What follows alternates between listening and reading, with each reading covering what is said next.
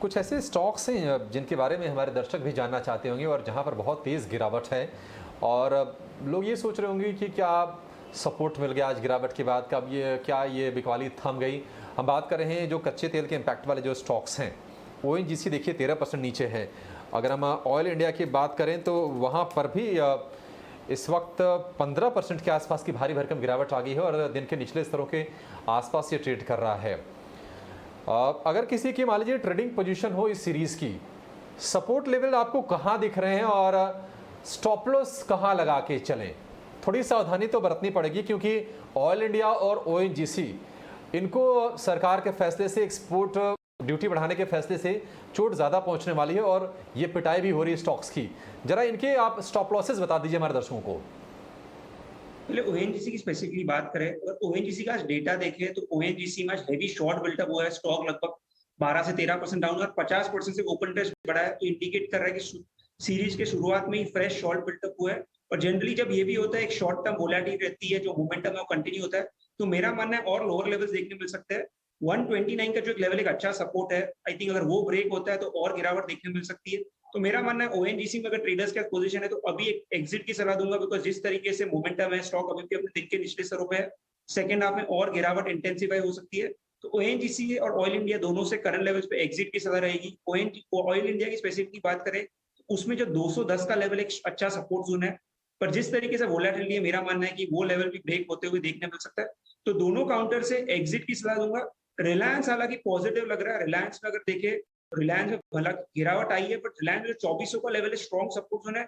और मैं डेटा ही देख रहा हूँ कि 2400 के पुट में आज फ्रेश पुट एडिशन हुआ है, तो इंडिकेट कर रहा है, राइटर्स बिलीव कर रहे हैं रिलायंस में कि 2400 का लेवल ब्रेक नहीं होगा। तो मेरा मानना है रिलायंस में रिस्क टू रिवॉर्ड फेवरेबल है for a long trade. ONGC और ऑयल इंडिया में करंट लेवल्स पे और वोलेटिलिटी देखने मिल सकती है।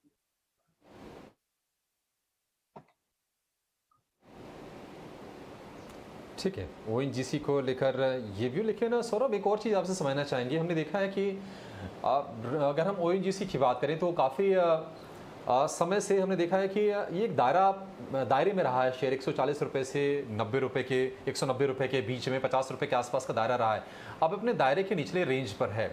क्या अभी भी आप एग्जिट की ही सलाह देंगे या फिर अब शायद यहाँ संभल जाएगा स्टॉक ये?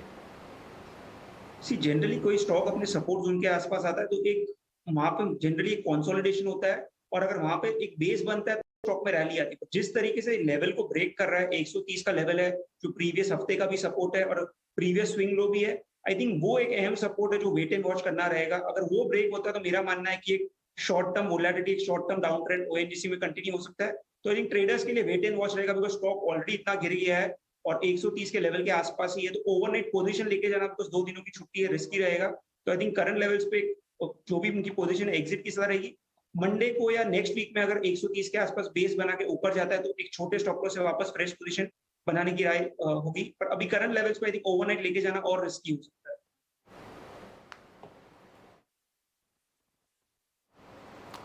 ठीक है, करंट लेवल्स पर ओवरनाइट ले जाना बहुत रिस्की है। पूरा बाजार ही इनफैक्ट आजकल तो रिस्की हो चला है। लेकिन अगर आप ट्रेडर हैं, ये ध्यान दीजिएगा, अगर आपने ट्रेड किया है स्टॉक में तो ही आप ओएनजीसी से और ऑयल इंडिया से आपको निकलने की सलाह दी जा रही है।